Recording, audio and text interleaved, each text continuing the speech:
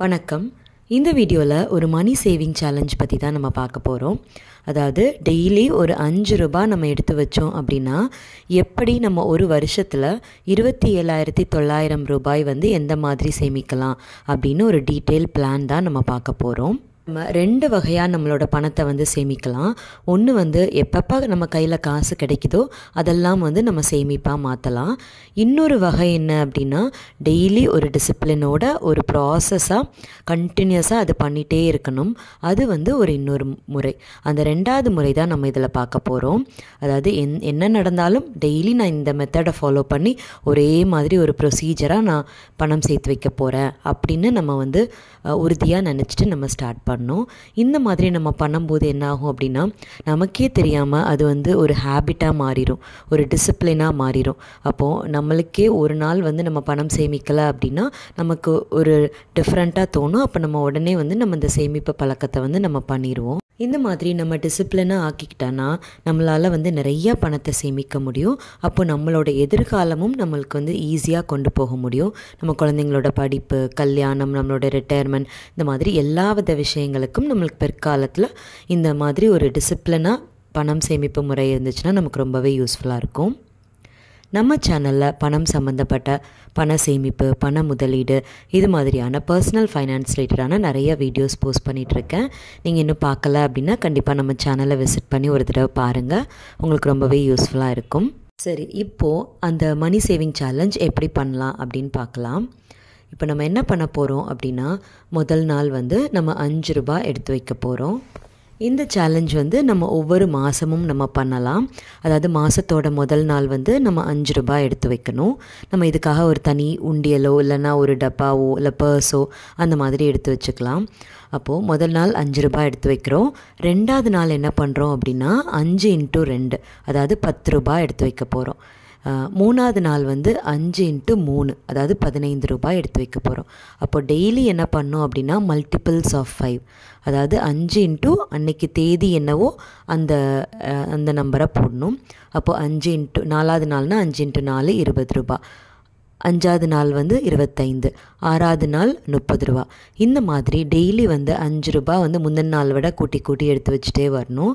இந்த மாதிரி எடுத்து வச்சுட்டே வந்தீங்க அப்படின்னா நம்ம வந்து ஒரு மாதத்துக்கு 30 நாள் அப்படின்னு மட்டும் நம்ம வச்சுக்கலாம்.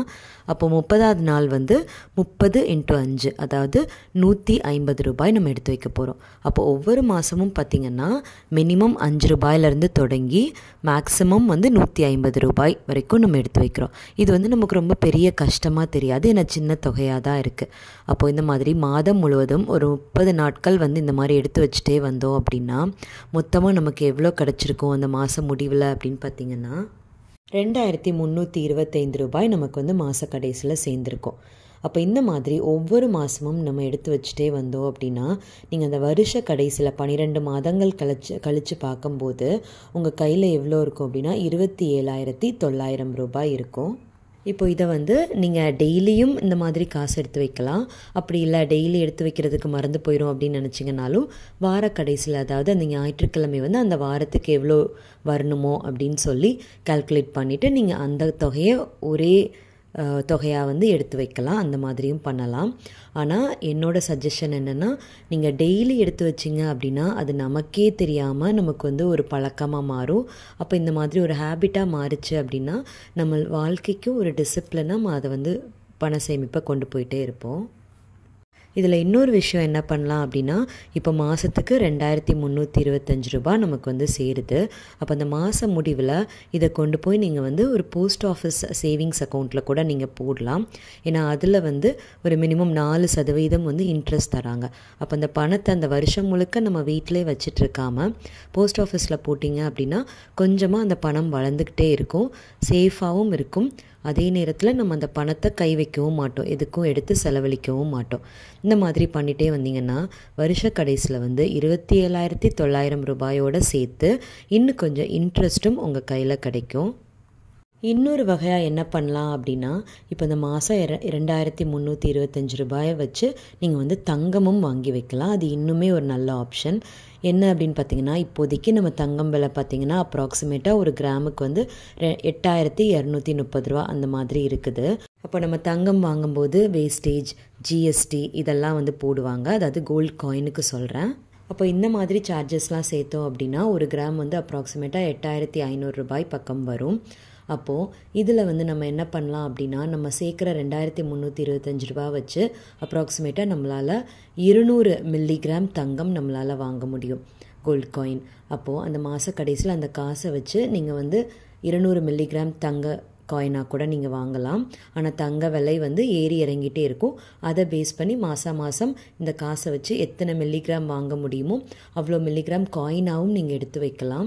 ஏன்னா தங்கம் விலை இப்போ ஏறிக்கிட்டே இருக்குது. அப்போ நீங்கள் தங்கமாக வாங்கி வச்சிங்கன்னா உங்களுக்கு இன்னுமே வந்து உங்களோட பணம் வந்து வளரும். அப்போ இப்படி பண்ணும்போது நீங்கள் வருஷ கடைசியில் வந்து இந்த எல்லா கோல்டு காயினையும் வச்சு நீங்கள் வந்து ஒரு தங்க நகையாகவும் வாங்கலாம். அப்படி இல்லை உங்களுக்கு அந்த டைம் உங்களுக்கு காசு தேவைப்பட்டுச்சுன்னா அந்த தங்கத்தை விற்றுட்டு கூட நீங்கள் காசாக எடுத்து உங்கள் வீட்டுக்கு ஒரு பொருள் வாங்குறதோ இல்லைனா உங்களோட கடன் அடைக்கிறதோ இந்த மாதிரி ஏதாவது ஒரு விஷயத்துக்காக நீங்கள் யூஸ் பண்ணலாம். அப்போது நம்ம எவ்வளோ சின்ன காசு, அதாவது 5 ரூபாய் வச்சு நம்ம ஸ்டார்ட் பண்ணுறோம். ஆனால் அதுவே வந்து நமக்கு எவ்வளோ வகைகளில் வந்து முதலீட்டுக்கு அதுக்கப்புறம் நம்மளோட பணம் வளர்கிறதுக்கு எந்த அளவுக்கு யூஸ்ஃபுல்லாக இருக்குது அப்படின்னு பாருங்கள். அப்போ நம்மளும் இந்த மாதிரி வந்து சிறிய தொகையிலேருந்து ஆரம்பித்து நம்ம நிறையா பணத்தை சேமிக்கிறதுக்காக நம்மளும் ட்ரை பண்ணணும். இந்த வீடியோ உங்களுக்கு வந்து ரொம்பவே யூஸ்ஃபுல்லாக இருந்திருக்கும் அப்படின்னு நினைக்கிறேன். பிடிச்சதுன்னா லைக், ஷேர் அண்ட் கமெண்ட் பண்ணுங்கள். மறக்காமல் நம்ம சேனலுக்கு சப்ஸ்கிரைப் பண்ணுங்கள். உங்களுடைய சேமிப்பு மற்றும் முதலீட்டு பயணம் தொடர என்னுடைய வாழ்த்துக்கள். நன்றி.